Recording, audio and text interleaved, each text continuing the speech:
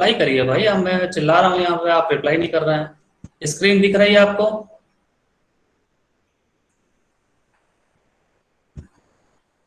जी sir. ये example 2.1 दिख रहा है आपको कि नहीं दिख रहा है?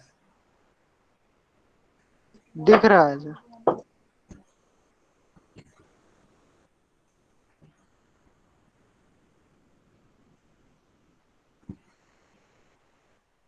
हाँ शिखर मणि जी, शिखर मणि।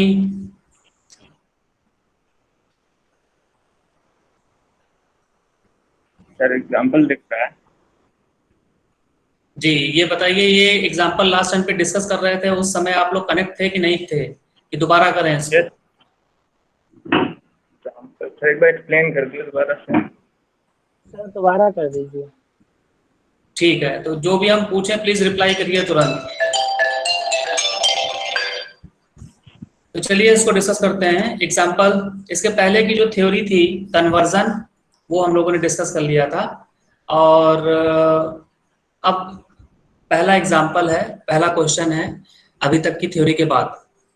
तो इसमें ये दिया हुआ है, एक पॉइंट दिया हुआ है और एक वेक्टर दिया हुआ है। पॉइंट है P, इसका लोकेशन है -2, 6, 3, और एक वेक्टर दिया हुआ है A, इसका वैल्यू दिया हुआ है y times ax plus x plus z times ay। और इन दोनों यानी वेक्टर और पॉइंट को हमें कन्वर्ट करना है दूसरे कोऑर्डिनेट सिस्टम्स में। ठीक है, तो यहाँ पर साफ साफ मेंशन किया है, बोल रहे हैं सिलिंड्रिकल एंड स्फेरिकल कोऑर्डिनेट्स में इसको कन्वर्ट करिए। तो इसका मतलब है कि हमें कार्टेशियन सिस्टम में दिया हुआ है। कभी हो सकता है कि आपको ये ना भी दिया हो कि ये कार्टेशियन सिस्टम में है या नहीं है, तो भी आपको तरीका मालूम होना चाहिए कि किस तरीके से हम निकाल पाएंगे कि ये कार्टेशियन में है कि नहीं। तो कार्टेशियन सिस्टम में वेरिएबल होते हैं x, y एंड z, और x, y एंड z ये डिस्टेंसेस हैं, लेंथ हैं। और यहाँ पर दूसरा जो हमारे पास सिस्टम है वो है हमारा सिलिंड्रिकल सिस्टम। उसमें वेरिएबल होते हैं रो, फाई एंड z। यहाँ पर रो और z ये लेंथ है, लेकिन फाई एंगल है। और एंगल को लिखने के लिए हम लोग डिग्री साइन या फिर रेडियन साइन का यूज करेंगे, क्वेश्चन में मेंशन होगा। जैसा कि इसी के सॉल्यूशन में आप देखिए, नीचे यहाँ पर जब p को कन्वर्ट किया है, तो जहाँ पर p 6.32, 108.43, तो डिग्री का साइन बना हुआ है, जो कि ये इंडिकेट करने के लिए बना हुआ है कि ये वैल्यू एंगल है। तो जहाँ पर भी एंगल की वैल्यू लिखी जाएगी वहाँ पर डिग्री का साइन बना होगा। जैसे कि इसके बगल वाली जो वैल्यू है, इसमें लिखा हुआ है 64.62 डिग्रीज, 108.43 डिग्रीज।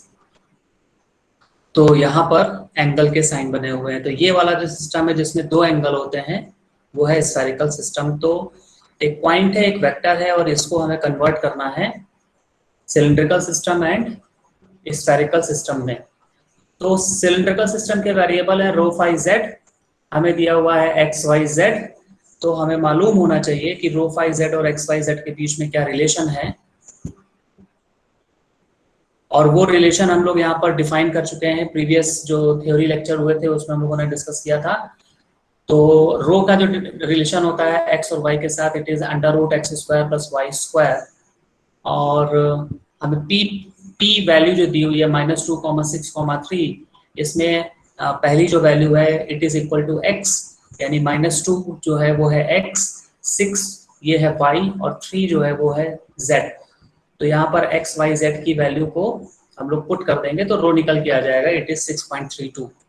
सिमिलरली जो फाई है सिलिंड्रिकल सिस्टम में दूसरा वेरिएबल है ये फाई, इसकी रिलेशन x, y, z के साथ होता है tan inverse y by x।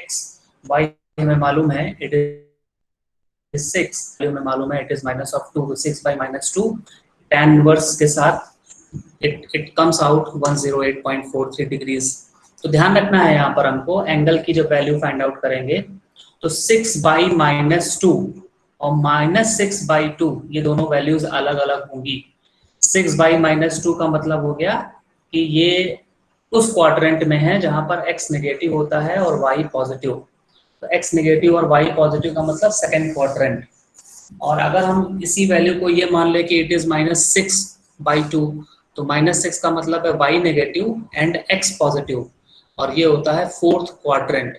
तो एंगल की वैल्यू यहाँ पर फिर 108.43 डिग्रीज ये नहीं आएगी, कोई एक ऐसी वैल्यू आएगी जो कि फोर्थ क्वाड्रेंट में लाई कर रही हो, मतलब वो एंगल जिसकी वैल्यू 270 से ज्यादा और 360 से कम हो। तो यहाँ पर फिलहाल x by -2 है, it lies on the second quadrant. तो सेकंड क्वाड्रेंट में अगर ये लाई कर रही है तो एंगल की जो भी वैल्यू आएगी it will be more than 90 degree and less than 180 degree. तो it comes out 108.43 degrees.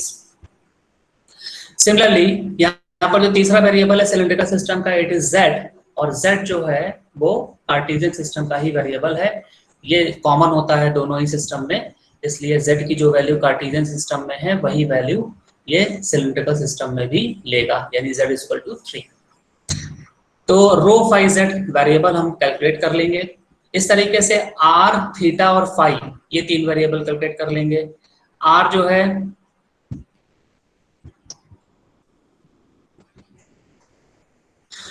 r की का रिलेशन एक्स वाई जेड के साथ क्या होता है, तो it is √x² + y² + z²। X Y Z की वैल्यू मालूम है, पुट कर देंगे, सिंप्लीफाई करेंगे, इट कम्स आउट 7। थीटा की जो रिलेशन है एक्स वाई जेड के साथ क्या होती है, it is tan inverse √x² + y² / z। X और वाई जेड की वैल्यू पुट करेंगे, इट कम्स आउट 64.62 डिग्रीज। और फाई जो है वो कार्टेशियन सिलेंड्रिकल सिस्टम और स्फेरिकल सिस्टम में कॉमन होता है। तो जो फाई आपने सिलेंड्रिकल सिस्टम के वेरिएबल के लिए निकाला है वही फाई स्फेरिकल सिस्टम में भी हम लोग यूज कर लेंगे, कोई कॉमन वेरिएबल है। तो इट इज 108.43 डिग्रीज। तो जो पॉइंट P है जिसका कोऑर्डिनेट दिया हुआ है -2, 6, 3, इसी को हम लोग कन्वर्ट कर सकते हैं सिलेंड्रिकल कार्टेशियन सिस्टम में, और ये वैल्यू आएगी P इन ब्रैकेट 6.32, 108.43 डिग्रीज, 3।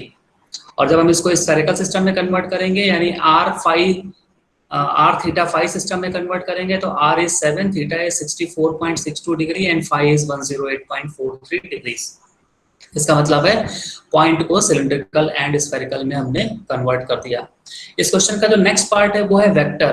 तो वेक्टर को हमें कन्वर्ट करना है cylindrical system and spherical system में। वेक्टर की वैल्यू, और पहले तो कन्वर्ट करना है, इसके बाद इवेल्युएट। हाँ, वेक्टर की वैल्यू को हमें कन्वर्ट करना है कार्टेशियन, सिलेंड्रिकल, स्फेरिकल में, और फिर पॉइंट P पर वेक्टर की वैल्यू को फाइंड आउट भी करना है। तो यहाँ पर देखिए वेक्टर A ये लिखा हुआ है 6ax + ay। कैसे आया, यहाँ पर वेक्टर A की वैल्यू P पॉइंट पर कार्टेशियन सिस्टम में कैसे लिखेंगे, तो हम सिंपल x y z की वैल्यू पुट कर देंगे जो P पॉइंट पर होगी। तो P पॉइंट पर x y z की वैल्यू क्या है, तो x की वैल्यू है -2, y की वैल्यू है 6 और z की वैल्यू है 3। वो सारी वैल्यूज हम यहाँ पुट कर देंगे, सिंप्लीफाई करेंगे तो ये वैल्यू आ जाएगी वेक्टर A = 6ax + ay। अब देखते हैं नेक्स्ट। तो हमें क्या निकालना है, हमें निकालना है वेक्टर का सिलेंड्रिकल सिस्टम में रिप्रेजेंटेशन। तो वेक्टर का सिलेंड्रिकल सिस्टम में रिप्रेजेंटेशन निकालने के लिए हम लोग को यहाँ पर एक रिलेशन यूज करना है, एक इक्वेशन यूज करनी है। वो रिलेशन बता रहा है कि कंपोनेंट कैसे रिलेट करेंगे। तो सिलेंड्रिकल सिस्टम में और कार्टेशियन सिस्टम के कंपोनेंट्स आपस में कैसे रिलेट करेंगे, उसके लिए हमारे पास एक फॉर्मूला है जो कि आपकी स्क्रीन पे दिख रहा है, मैट्रिक्स फॉर्म में है। लेफ्ट हैंड साइड में वेरिएबल्स हैं a rho, a phi, a z।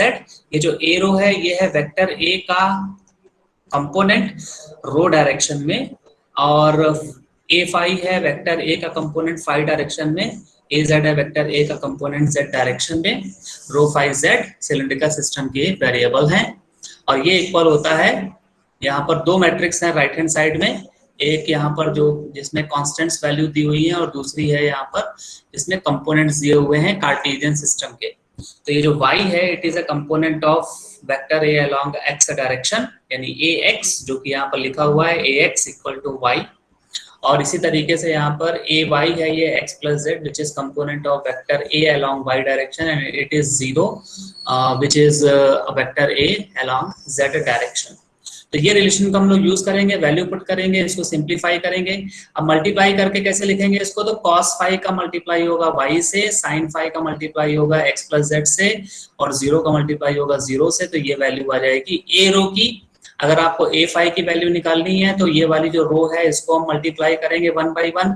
तो माइनस साइन फाई का y के साथ मल्टीप्लाई करेंगे, cos फाई का x प्लस z के साथ मल्टीप्लाई करेंगे, और 0 0 मल्टीप्लाई हो जाएगा।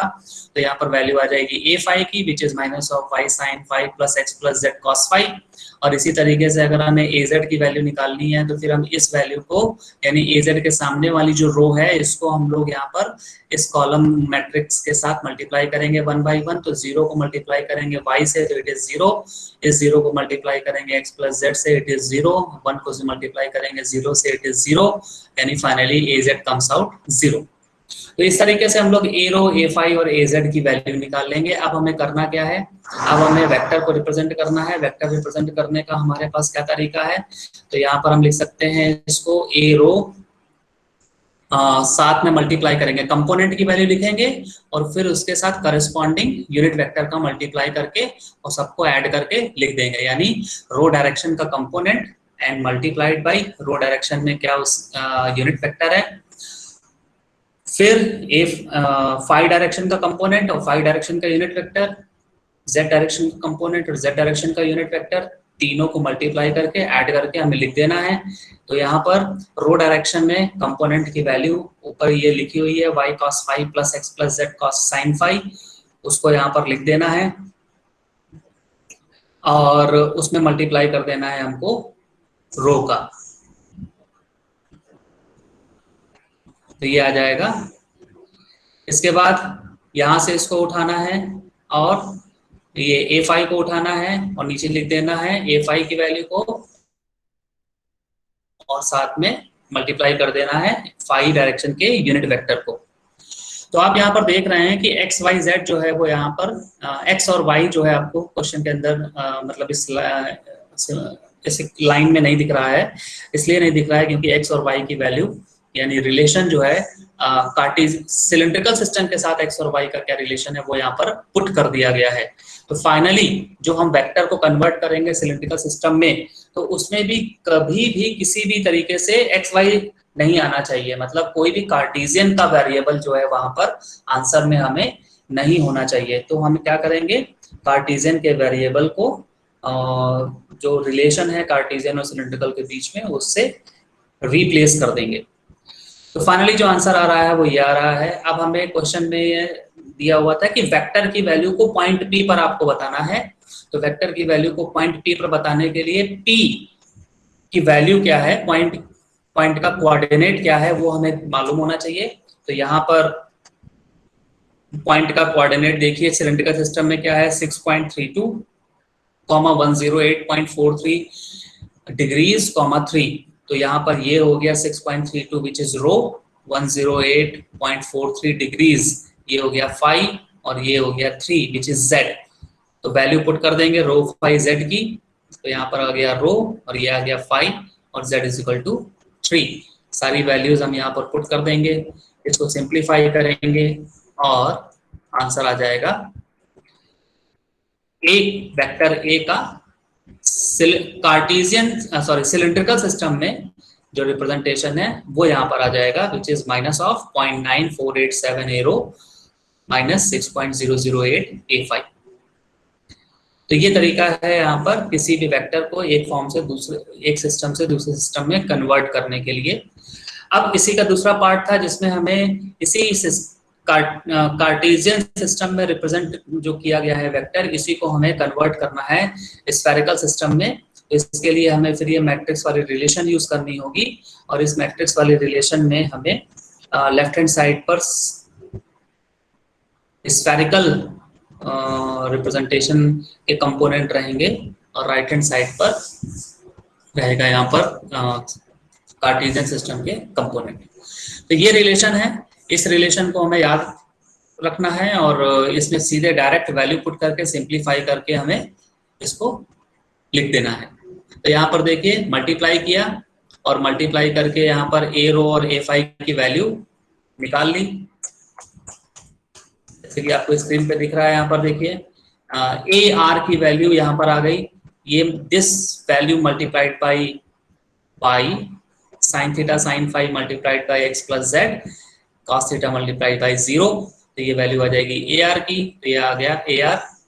ए थीटा की वैल्यू, तो ये वाली value cos theta cos phi multiplied by y cos theta sin phi multiplied by x plus Z minus sin theta multiplied by 0, ये वैल्यू आ जाएगी ए थीटा की। इसी तरीके से ए फाई की वैल्यू निकल के आ जाएगी। अब हमें फाइनल क्या चाहिए था, हमें वेक्टर का रिप्रेजेंटेशन करना है। तो हम वेक्टर को कैसे लिखेंगे, कंपोनेंट को यूनिट वेक्टर के साथ करस्पॉन्डिंग यूनिट वेक्टर के साथ मल्टीप्लाई करेंगे और सबको ऐड करके लिख देना है। तो यहाँ पर भी हमने वही किया, करस्पॉन्डिंग जो कंपोनेंट्स की वैल्यू है और यूनिट वेक्टर की जो वैल्यूज है उनको मल्टीप्लाई करके ऐड करके यहाँ पर लिख दिया है। फाइनली वेक्टर की वैल्यू हमें उस पर्टिकुलर पॉइंट पर चाहिए, तो पॉइंट की वैल्यू क्या है स्फेरिकल सिस्टम में वो हमें मालूम होना चाहिए। पॉइंट का कोऑर्डिनेट स्फेरिकल सिस्टम में क्या है, तो पॉइंट का कोऑर्डिनेट स्फेरिकल सिस्टम में यहाँ पर हम लोग पहले ही निकाल चुके हैं, विच इज 7, 64.62 डिग्रीज, 108.43 डिग्रीज। तो 7 यहाँ पर r है, 64.62 डिग्रीज जो है it is theta, 108.43 degrees it is phi. तो r थीटा फाई की वैल्यू यहाँ से उठाएंगे और अपने पास जो फाइनल इक्वेशन आई है, वेक्टर की जो इक्वेशन बनाई है हम लोगों ने r थीटा फाई के टर्म में, उसमें पुट कर देंगे। सिंप्लीफाई करेंगे तो हमारे को वैल्यू जो मिलेगी it is minus of 0.8571 unit vector along r direction minus 0.4066 unit vector along theta direction and minus 6.008 unit vector along phi direction. So this is the final value in spherical coordinate system. तो ये तरीका है किसी भी point को या किसी भी वेक्टर को एक सिस्टम से दूसरे सिस्टम में कन्वर्ट करने का।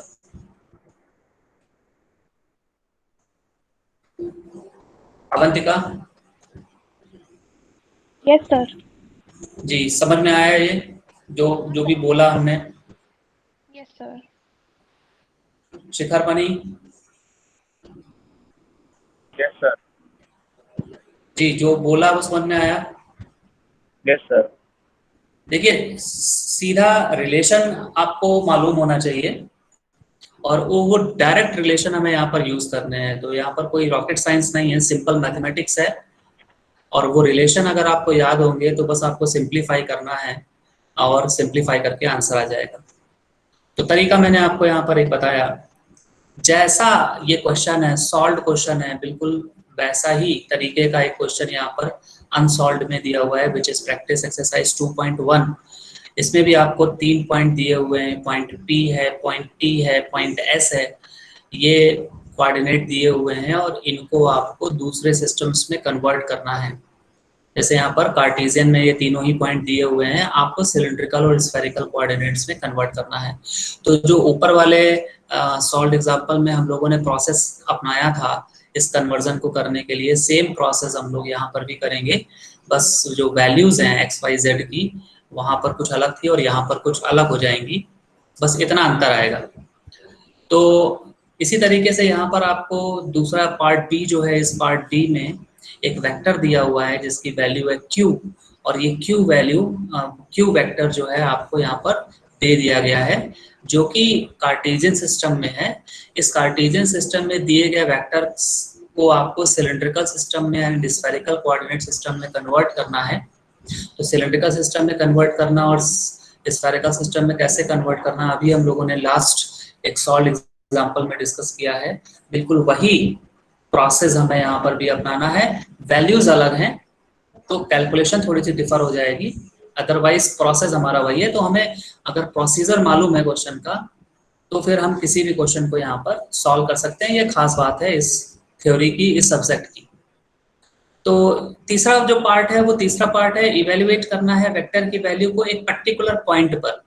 तो वेक्टर क्यू है यहाँ पर और ये जो पॉइंट है यहाँ पर टी है, तो टी पॉइंट पर वेक्टर की क्या वैल्यू होगी इसको हमें सॉल्व करना है। तो पहले तो आप क्या करिएगा कि वेक्टर क्यू को आप सिलेंड्रिकल एंड स्फेरिकल में कन्वर्ट करके जो इक्वेशन आएगी उस इक्वेशन के अंदर आपको वैल्यू पुट कर देनी है। तो अगर आपने सिलेंड्रिकल सिस्टम वाली इक्वेशन को उठाया तो वहां पर रो फाई जेड की वैल्यू पुट कर देनी है, और रो फाई जेड की वैल्यू निकालेंगे तो उसके लिए एक्स वाई जेड हम ये लेंगे, टी जो वाला पॉइंट है ना उसमें से एक्स वाई, यानी हमें एक्स लेना है 0, वाई लेना है -4 और जेड लेना है 3। तो एक्स वाई जेड की वैल्यू 0, -4, 3 लेनी है, और उससे rho phi z r theta phi calculate कर लेंगे और वैल्यू पुट कर देंगे, आंसर आ जाएगा। तो ये जो न्यूमेरिकल है, ये न्यूमेरिकल आपको यहाँ पर विद आंसर दिया हुआ है, तो आपको इसको सॉल्व करना है और इसके सॉल्यूशन को आपको व्हाट्सएप कर देना है कल तक।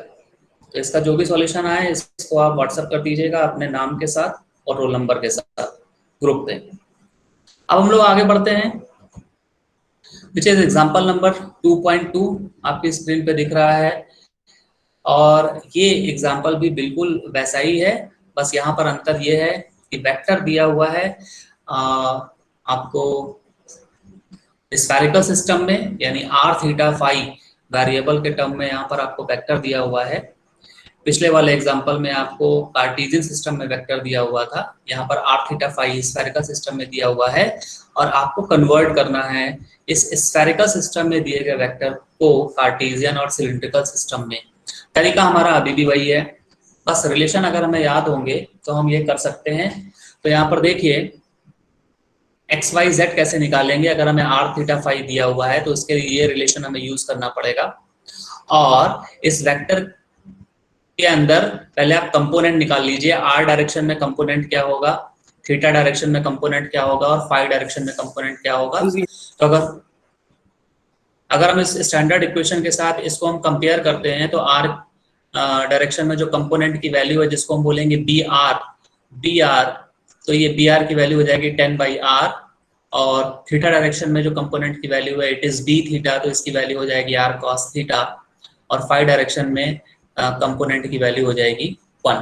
तो यहाँ पर हमने जो रिलेशन यूज किया है उस रिलेशन के अंदर ये वैल्यूज पुट कर दी, r डायरेक्शन के कंपोनेंट की जगह 10/r लिख दिया, थीटा डायरेक्शन में जो कंपोनेंट है उसको लिख दिया r cos theta, phi direction के कंपोनेंट को 1 लिख दिया। इस मैट्रिक्स का मल्टीप्लाई करके हम लोग ने आंसर निकाल लेना है, जो कि आ जाएगा bx की वैल्यू आ जाएगी 10/r sin theta cos phi plus r cos square theta cos phi minus sin phi. इसी तरीके से by की वैल्यू आ जाएगी which is 10/r sin theta sin phi plus r cos square theta sin phi plus cos phi, और bz की value आ जाएगी 10/r cos theta minus r cos theta sin theta. अब आपको करना क्या है, अब आपको इस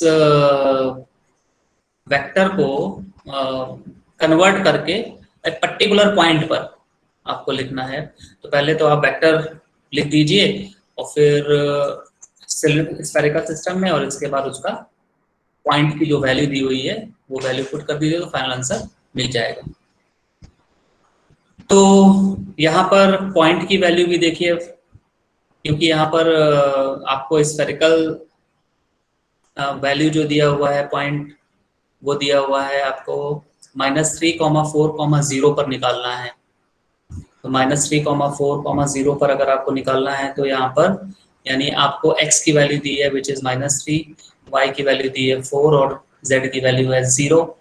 तो ये रिलेशन यूज करेंगे और r थीटा फाई हम निकाल लेंगे, और वो r थीटा फाई हम यहाँ पर पुट कर देंगे। तो देखिए सामने स्क्रीन पे आपको दिख रहा है, यहाँ पर वैल्यू निकाली है, तो r की वैल्यू और थीटा की वैल्यू और फाई की वैल्यू। तो थीटा यहाँ पर निकल के आ गया, कॉस फाई यहाँ पर निकल के साइन फाई निकल के आ गया, और वो सारी वैल्यूज फिर यहाँ पर पुट कर दी। तो फाइनली bx, by, bz की जो वैल्यू आएगी वो यहाँ पर स्क्रीन में लिखी है। थोड़ी सी लेंदी है, लेकिन प्रोसेस जो है वो हमें ध्यान रखना है, प्रोसेस हमें पकड़ के रखना है, प्रोसेस से डिफर नहीं करना है किसी भी हालत में, वैल्यू कोई भी हो आंसर आ जाएगा। तो जो वैल्यू आ रही है, फाइनल जो वैल्यू आ रही है इट इज bx की वैल्यू आ रही है -2, by की वैल्यू आ रही है 1 और bz की वैल्यू आ रही है 0। तो b वेक्टर जो है वो xy सिस्टम में आ जाएगा -2 टाइम्स ax प्लस ay। ये हमारा पहला आंसर आ जाएगा। इसके बाद उसी वेक्टर को हमें सिलिंड्रिकल सिस्टम में कन्वर्ट करना है। सिलिंड्रिकल सिस्टम में कन्वर्ट करना है तो फिर हमें रिलेशन यूज करना पड़ेगा वो वाला जिसमें कि स्फेरिकल सिस्टम को सिलिंड्रिकल सिस्टम के साथ रिलेट कर सके। तो यहाँ पर हमारे पास रिलेशन है बी रो बी फाई बी जेड। इसकी वैल्यू को हम ऐसे लिख सकते हैं। तो यहाँ बी रो क्या है, यह है आपका कंपोनेंट की वैल्यू रो डायरेक्शन में, बी फाई है component of vector B in phi direction, और बी जेड है आपका component in of vector B along Z direction. तो वैल्यू पुट करी, मल्टीप्लाई करा, आंसर लिखा, तो देखेगा जो बी रो की वैल्यू आ रही है वो कितनी आ रही है, sine theta 10 by R sine theta R cos square theta, और ये 0 इंटू 1 यानी 0। तो बी रो की वैल्यू आ जाएगी 10 by R sine theta plus R cos square theta. इसी तरीके से बी फाई की वैल्यू तो 0 into 10 by R 0, 0 into R cos theta it is also 0 and it is 1। तो बी फाई आ जाएगा 1, और बी जेड की वैल्यू आ जाएगी cos theta into 10 by R यानी 10 by R cos theta minus R sine theta cos theta plus 0। तो value आ जाएगी बी जेड की 10 by R cos theta minus R sine theta cos theta. तो rho phi Z system में निकालने के बाद फिर आपको क्या करना है, यहाँ पर आर थीटा और फाई की वैल्यू को पुट कर देना है। तो आर थीटा और फाई का रो के साथ कैसा रिलेशन होता है आपके स्क्रीन पे दिख रहा है, और वो रिलेशन यूज कर लेना है। तो फाइनल आंसर जो आएगा वैल्यू पुट करने के बाद, that will be 2.467 A rho plus A phi plus 1.167 A Z. तो ये आ जाएगा वो वेक्टर की वैल्यू सिलिंड्रिकल सिस्टम में जो कि स्फेरिकल सिस्टम में दिया हुआ है। तो कोई भी वेक्टर को हम किसी भी सिस्टम में लिख सकते हैं, तो इससे जो है उस वेक्टर की प्रॉपर्टीज और उसकी इंफॉर्मेशन जो है वो नहीं बदलेगी। ध्यान रखना है हमको, वो जो भी इंफॉर्मेशन दे रहा है वो इंफॉर्मेशन वही रहेगी, बस इंफॉर्मेशन कहने का तरीका बदल रहे हैं, सिस्टम बदल रहे हैं। इसका मतलब है वो आपको बस जो पैटर्न है, मतलब आप बोल सकते हैं कि जो वे है उस इंफॉर्मेशन को बताने का, खाली उसमें बदलाव किया जा रहा है। जो मेन इंफॉर्मेशन है वो सेम रहेगी, जो कि यहाँ पर इस लाइन में आपको करके दिखाया गया है कि वेक्टर बी का मैग्नीट्यूड लिया गया है। वेक्टर बी जब एक्स वाई जेड सिस्टम में था तब उसका मैग्नीट्यूड, वेक्टर बी जब हमने रो फाई जेड सिस्टम में लिखा तब उसका मैग्नीट्यूड, और वेक्टर बी जब हमने आर थीटा फाई सिस्टम में लिखा तब उसका मैग्नीट्यूड जब निकाला गया तो देख रहे हैं इट इज सेम 2.907। इसका मतलब है जो इंफॉर्मेशन है वो सही, वो सेम है, कहने का तरीका है खाली उस इंफॉर्मेशन को वो अलग अलग हो सकता है। तो यानी दोनों ही क्वेश्चन जो हम लोगों ने अभी यहाँ पर सॉल्व एग्जांपल में देखे, तो एक सिस्टम से दूसरे सिस्टम में कन्वर्ट करने का तरीका ही सीखा है। तो अगर हमें को रिलेशन याद होंगे, अगर हमें रिलेशंस मालूम होंगे तो हम ये कैलकुलेशन है सिंपल कर सकते हैं। तो जैसा एग्जांपल अभी आपने सेकंड एग्जांपल देखा, बिल्कुल उसी से रिलेटेड यहाँ पर एक प्रैक्टिस एक्सरसाइज दिया हुआ है विच इज 2.2, और इस प्रैक्टिस एक्सरसाइज में आपको दो पार्ट में क्वेश्चन दिया हुआ है। पहला पार्ट है जिसमें वेक्टर ए दिया हुआ है, दूसरा पार्ट है जिसमें आपको वेक्टर बी दिया हुआ है। तो वेक्टर ए जो है उसको आपको दूसरे सिस्टम में कन्वर्ट करना है, इसी तरीके से वेक्टर बी को भी आपको दूसरे सिस्टम में कन्वर्ट करना है। यहाँ पर खाली एक ही सिस्टम आपको बोला जा रहा है कन्वर्ट करने के लिए, वो है कार्टेशियन सिस्टम। तो अगर हमें यहाँ पर कार्टेशियन सिस्टम में कन्वर्ट करना है तो हमें पहले ये मालूम होना चाहिए कि ये जो गिवन वेक्टर है ये गिवन वेक्टर के सिस्टम में दिया गया है। तो वेक्टर ए को अगर हम देखें, इसकी वैल्यू लिखी हुई है rho z sine phi a rho plus 3 rho cos phi a phi plus rho cos phi sine phi a z. इसको अगर हम लोग देखें तो यहाँ पर जो यूनिट वेक्टर हैं उनके वेरिएबल को हम देखें तो यूनिट वेक्टर यहाँ पर है ए रो, दूसरा है ए फाई, तीसरा है ए जेड। इसका मतलब है ये सिस्टम कौन सा है, रो फाई जेड, और रो फाई जेड का मतलब है ये सिलिंड्रिकल सिस्टम में वेक्टर गिवन है। तो अगर ये वेक्टर सिलिंड्रिकल सिस्टम में गिवन है तो आपको इसको कार्टेशियन सिस्टम में कन्वर्ट करना है, क्वेश्चन ये है। तो मतलब यहाँ पर बताया नहीं है कि सिस्टम की वेक्टर किस सिस्टम में दिया है, तो ये आपको आइडेंटिफाई करना पड़ेगा कि किस सिस्टम में हमें दिया है, क्योंकि हमें एक पर्टिकुलर फॉर्मूला ही यूज करना है। तो तभी हम यूज कर पाएंगे जब हमें क्लियर कट मालूम होगा कि गिवन इंफॉर्मेशन किस सिस्टम की है और हमें चाहिए क्या। उनके बीच में रिलेशन हम लोग फाइंड आउट कर देंगे। इसी तरीके से जो पार्ट बी है, इस पार्ट बी में देखिए जो वेक्टर बी दिया हुआ है it is are square unit vector along R direction plus sine theta unit vector along phi direction. तो यहाँ पर जो यूनिट वेक्टर के वेरिएबल है वो आर फाई है, थीटा मिसिंग है। जरूरी नहीं है कि यहाँ पर आपको यूनिट वेक्टर के साथ तीनों वेक्टर के रिप्रेजेंटेशन में तीनों ही यूनिट वेक्टर मिले, हो सकता है कि उनमें से कोई मिसिंग भी हो या दो मिसिंग हो। तो आपको यहाँ पर ध्यान रखना है, जैसे यहाँ पर आर दिया है, फाई दिया है, थीटा नहीं दिया है। थीटा नहीं दिया है इसका मतलब है कि थीटा डायरेक्शन का जो कंपोनेंट है इट इज 0, यानी आप बोल सकते हैं बी थीटा इज 0। तो हमें जो दिया हुआ है वो दिया है b r which is are square और b phi which is sine theta, b theta 0 है। तो हमें यहाँ पर मालूम पड़ गया कि ये गिवन इंफॉर्मेशन स्फेरिकल सिस्टम में दी हुई है और स्फेरिकल सिस्टम से इस वेक्टर को हमें कार्टेशियन सिस्टम में कन्वर्ट करना है। तो हम वही रिलेशन यूज कर लेंगे जो दोनों के बीच में रिलेशन बताते हैं और उसको सिंप्लीफाई कर लेंगे। तो प्रैक्टिस एक्सरसाइज 2.2 में आपको सॉल्यूशन यानी सॉल्यूशन नहीं, आपको आंसर्स दिए हुए हैं। तो जब आप इनको करेंगे तो यही आंसर आने चाहिए, इससे मैच हो जाएगा। तो अब आपको करना यह है एज ए असाइनमेंट कि कल तक हमें ये दोनों ही जो अनसॉल्व्ड एग्जांपल्स हैं, इन अनसॉल्व्ड एग्जांपल का सॉल्यूशन आपको मैसेज कर देना है ग्रुप पर। जिस ग्रुप पे मैं आपको शेयर कर रहा हूँ इसका लिंक, उसी ग्रुप पर आपको भेज देना है। तो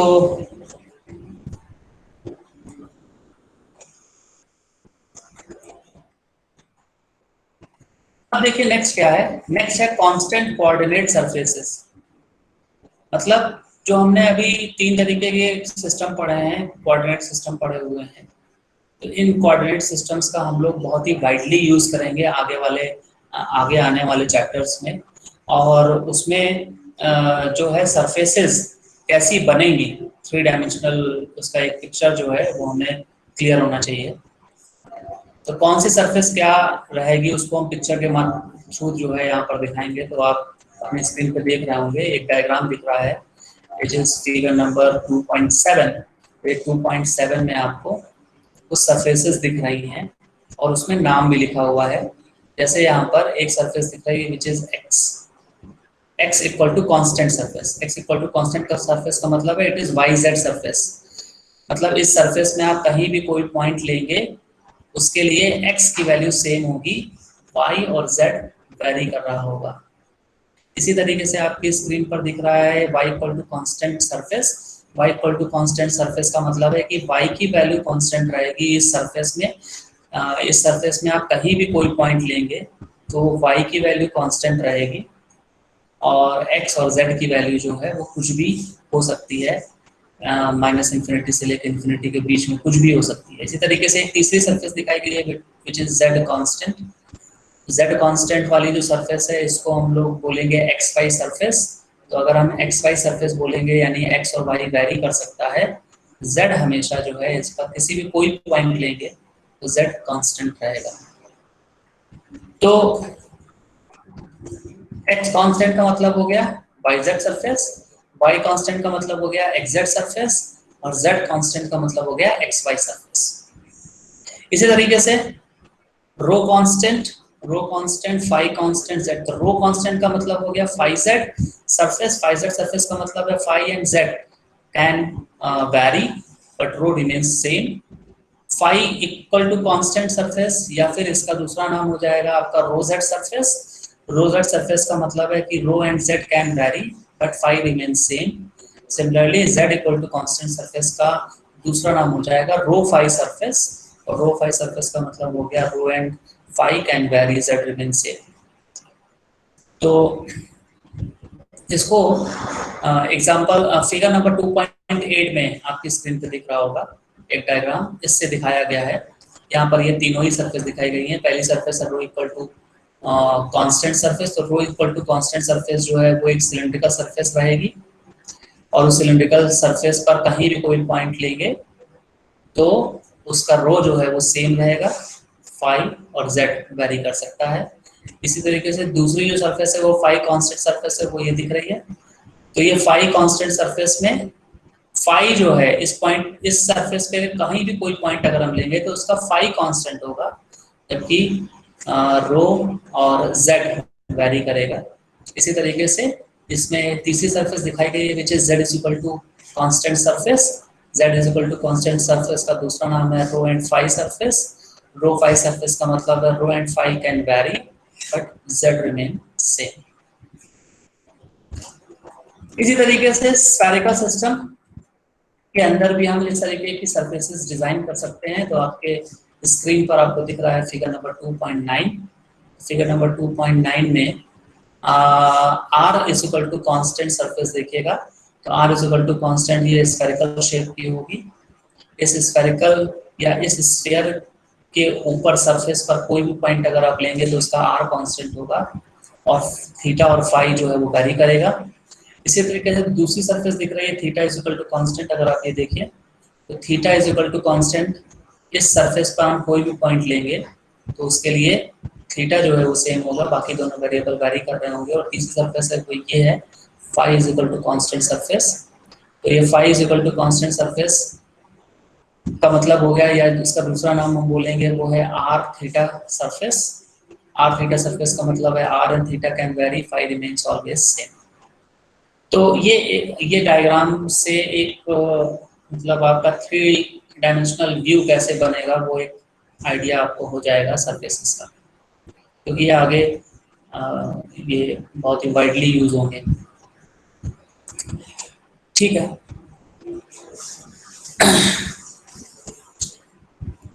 तो this is all about coordinate system and transformation. तो चैप्टर 1 जो है वो कार्टेशियन सिस्टम कोऑर्डिनेट सिस्टम का ये फिनिश हो गया। अब इससे रिलेटेड आपको हमने 2 एग्जांपल सॉल्व कराए और 2 एग्जांपल आपको एज ए असाइनमेंट दिए हैं।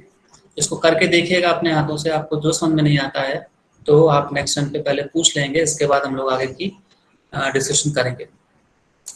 तो फिलहाल अब हम लोग अगले टॉपिक पे आते हैं। अगला टॉपिक है नया chapter which is vector calculus.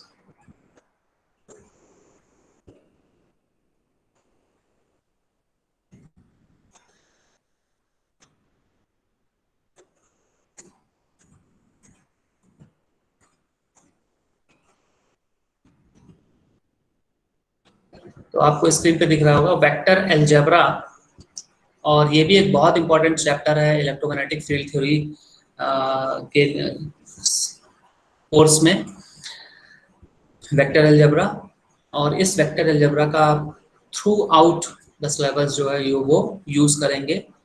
और इसके अंदर हम लोग सीखेंगे कि वेक्टर क्या होता है और वेक्टर को कैसे रिप्रेजेंट करते हैं, और वेक्टर के साथ होने वाले जो ऑपरेशंस हैं, डिफरेंट ऑपरेशंस हैं, या स्केलर क्वांटिटी के साथ जो ऑपरेशंस हैं वो हम लोग यहाँ पर सीखेंगे कि किस तरीके से हम करते हैं।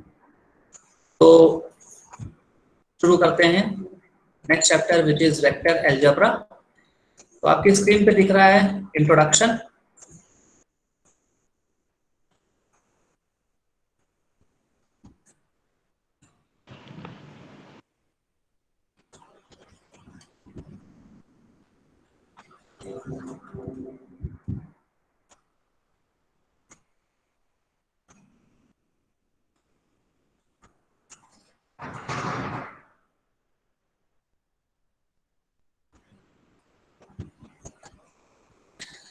So electromagnetic may be regarded as the study of interactions between electric charges at rest and in motion.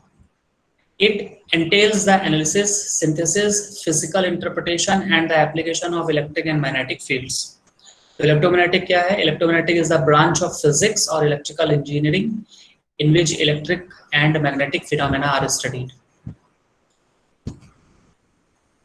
The electromagnetic principle find applications in various allied disciplines such as microwave, antenna, electric machine, satellite communication, bioelectromagnetic, plasmas, nuclear research, fiber optic, electromagnetic interference, compatibility, electrochemical energy conversion, radar metrology, and remote sensing. In physical medicine, for example, EM power in the form of either of short waves or microwaves is used to heat deep tissues and to stimulate certain physiological responses in order to relieve certain pathological conditions. So EM fields are used in induction heaters for melting, forging, annealing, surface hardening, and soldering operations. Dielectric heating equipment uses short waves to join or seal thin sheets of plastic materials. EM energy offers many new and exciting possibilities in agriculture, and it is used, for example, to change vegetable taste by reducing acidity.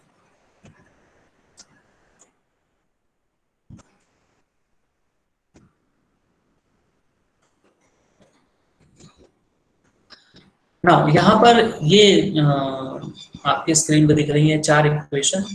ये 4 equation हम लोगों को study करनी है। These are Maxwell's equation, जो कि हम लोग इलेक्ट्रोस्टैटिक, मैग्नेटोस्टैटिक जब पूरा कंप्लीट हो जाएगा उसके बाद हम लोग पहुंचेंगे 4 इक्वेशन पर। तो यहाँ पर equation number 1 and equation number 3, ये दोनों इक्वेशंस जो हैं ये हम लोग इलेक्ट्रोस्टैटिक के अंदर पढ़ेंगे, और equation number 2 and equation number 4 ये दोनों हम लोग मैग्नेटोस्टैटिक के अंदर पढ़ेंगे। तो जिस सिंबल्स यूज किए हैं उनकी डेफिनेशन यहाँ पर दी हुई है। तो ये जो रिप्रेजेंटेशन यूज हो रहा है जो कि उल्टा ट्राइंगल बना हुआ है, इसको हम लोग बोलते हैं डेल ऑपरेटर, और इस डेल ऑपरेटर या इसका दूसरा नाम है वेक्टर डिफरेंशियल ऑपरेटर। और D जो है, it is a symbol for electric flux density, B is used for magnetic flux density, capital E, this is used for electric field intensity, capital H, it is used for magnetic field intensity, rho V, it is volume charge density, and capital J is current density. तो इन सारे symbols में जो आप लोग देख चुके हैं, मेरे ख्याल से मैथमेटिक्स के अंदर डेल आप देख चुके हैं, E जो है ये इलेक्ट्रिक फील्ड का वेक्टर है, ये देख चुके हैं, हम लोग समझ चुके हैं। रो V ये भी नोन है हमारे लिए, और ये करंट डेंसिटी भी नोन है हमारे लिए। तो ये सिंबल्स जो हैं हम लोग पहले से ही यूज कर रहे हैं। तो मेन है कि क्वांटिटीज कितने टाइप की हो सकती हैं फिजिक्स के अंदर या साइंस के अंदर, कितने टाइप की क्वांटिटीज हमें मिलती हैं। तो अब लोग सारी क्वांटिटीज को बेसिकली 2 पार्ट में डिवाइड कर सकते हैं, 2 पार्ट में कैटेगराइज कर सकते हैं। एक हो गया स्केलर क्वांटिटीज और दूसरी हो गई वेक्टर क्वांटिटीज। तो स्केलर क्वांटिटीज वो सारी क्वांटिटीज जिनमें सिर्फ और सिर्फ मैग्नीट्यूड होता है, डायरेक्शन नहीं होती है, उन सारी क्वांटिटीज को हम लोग बोलते हैं स्केलर क्वांटिटीज। जैसे अगर हम बात करेंगे लेंथ की, लेंथ में सिर्फ मैग्नीट्यूड होता है, 2 मीटर, 5 मीटर, किलोमीटर, तो उसमें सिर्फ मैग्नीट्यूड होता है, उसमें डायरेक्शन नहीं होती है। तो length it is a scalar quantity. इसी तरीके से mass is also a scalar quantity. Mass में भी सिर्फ मैग्नीट्यूड होता है, 100 ग्राम, 200 ग्राम, 2 किलो, 4 किलो, उसमें कोई डायरेक्शन नहीं होता है। लेकिन there are so many quantities, physical quantities which have magnitude as well as direction, जिनको हम लोग पूरी तरीके से अगर उसको डिफाइन करना चाहें तो हमें दो चीज़ों की जरूरत पड़ेगी। एक है मैग्नीट्यूड और दूसरा है डायरेक्शन। जैसे कि फोर्स, तो फोर्स में अगर आप बोल रहे हैं कि 10 न्यूटन का फोर्स अप्लाई किया गया, तो फिर आपको वहां पर बताना भी पड़ेगा कि वो 10 न्यूटन का फोर्स जो है किस डायरेक्शन में अप्लाई किया गया। तो फोर्स जब भी हम कभी बताएंगे तो उसमें मैग्नीट्यूड और डायरेक्शन दोनों ही चीजें हमें एक्सप्लेन करनी पड़ेंगी, इसलिए हम फोर्स को वेक्टर क्वांटिटी बताएंगे। इसी तरीके से एक्सेलरेशन है, वेलोसिटी है, डिस्प्लेसमेंट है, और ऊपर जो आपने अभी इक्वेशंस देखी थी इसमें ई वेक्टर, डी वेक्टर, ये सारे के सारे जो है वेक्टर क्वांटिटीज हैं।